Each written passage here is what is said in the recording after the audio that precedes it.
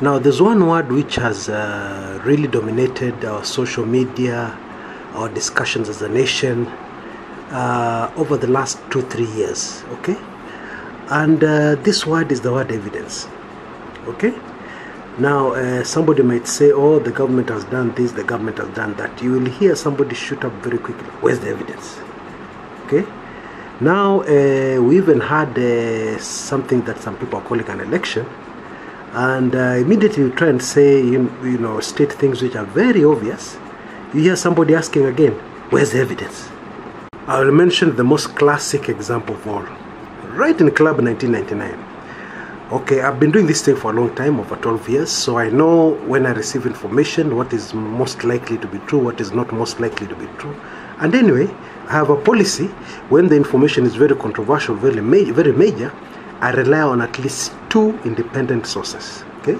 So I had 2 independent sources for this story, which actually shocked me. And the story was that towards the end of last year, the oathing, you know, the oaths that took place during the Jomo Kenyatta years, yes, they were actually done towards the end of, you know, they started last year. Yeah, I think towards the end of last year or beginning of last year. I don't have my notes here, very close to me, but I'm just giving an example. And so I reported this, that actually oathing had taken place.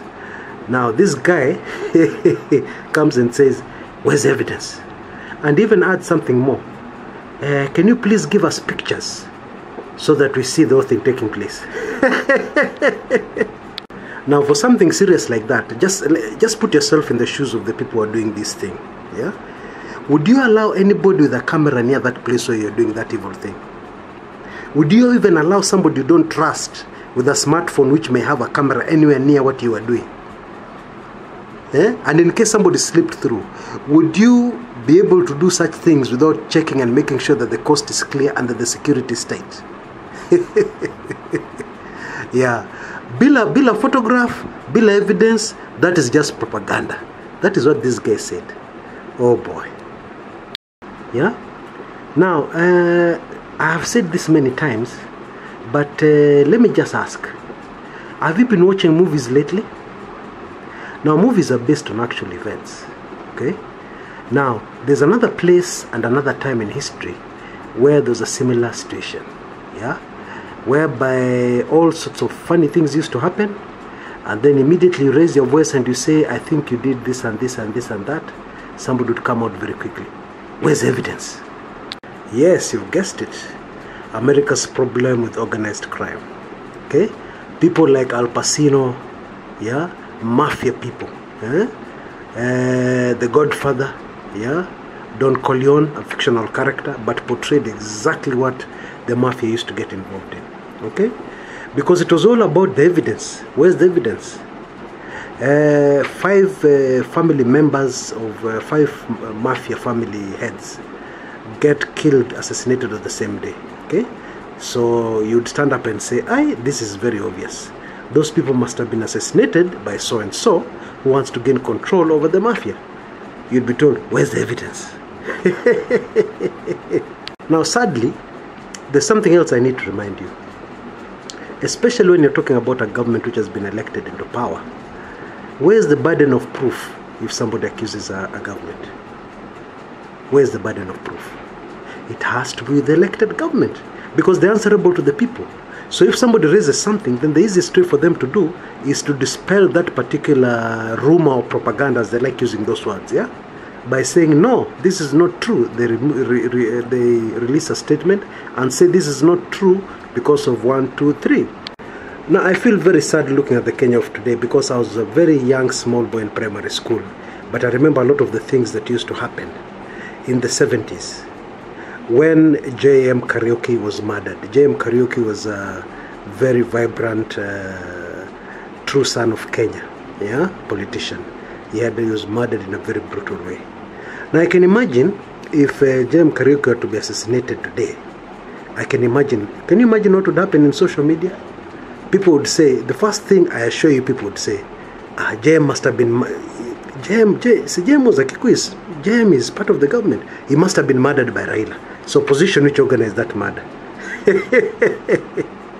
And then when you try to say, oh, the government must be involved in the assassination or the death of J.M. Kariuki, people would shoot to you.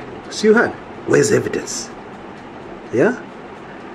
But I really miss the 70s, because in those days, people were different. Kenyans used to be able to reason, and Kenyans were able to tell very quickly. Yeah? And it didn't matter what side of the political divide they were in. Kenyans would tell very quickly, this person has been knocked off by the government. They would tell immediately. But now Kenyans have become so educated, they have so many degrees, that they're idiots. They fail to see the obvious. Yeah? And always that question is very quick. Where's the evidence? Yes? You rig an election, you steal an election daylight. The question is shot at you. Where's the evidence? Yeah, just like the Mafia. Okay? And like the Mafia, you see Mafia, what was happening, dead bodies were appearing all over the place. Yeah? Some of the dead bodies which were left to be discovered on purpose were supposed to send a message to anybody else who might try and mess around with the Mafia. Is that happening in the Kenya of today? Check. Tell me something about Msando's body and the way it was discovered. I mean, those people had resources of making sure that body would never have been found. But have you asked yourself why it was found? It was a message. Okay? Pure and simple. Oh boy. I think we're in big trouble as a country. If the people of our country cannot put on their thinking caps, yes, we're in big trouble. Now, two very famous names in journalism are Carl Bernstein and Bob Woodward.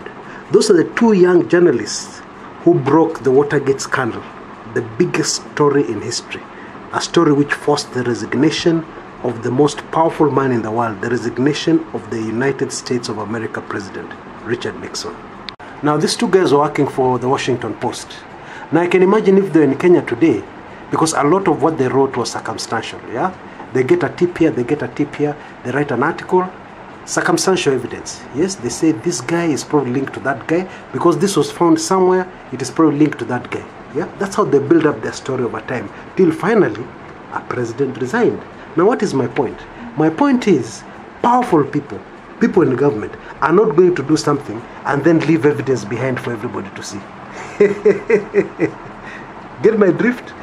And what is more, these people are so powerful that they have the means, yes, and they have the ability to make sure that everything they do, they completely cover their tracks. So if you're going to wait for evidence, you're going to wait until, you're going to wait for 1,000 years or more. Now, I'm not talking about false accusations. You don't accuse people falsely. But I'm talking about using the brain, that beautiful brain God gave you, and asking questions. Why? Why are people dying? Why are children dying? Why are children getting shot? Yeah? Which gangsters are these who are shooting on the children? Yes? Who are upstairs playing and the gangsters are down? What is the motive? Ask questions. Okay? But then I guess all I'm saying is for nothing.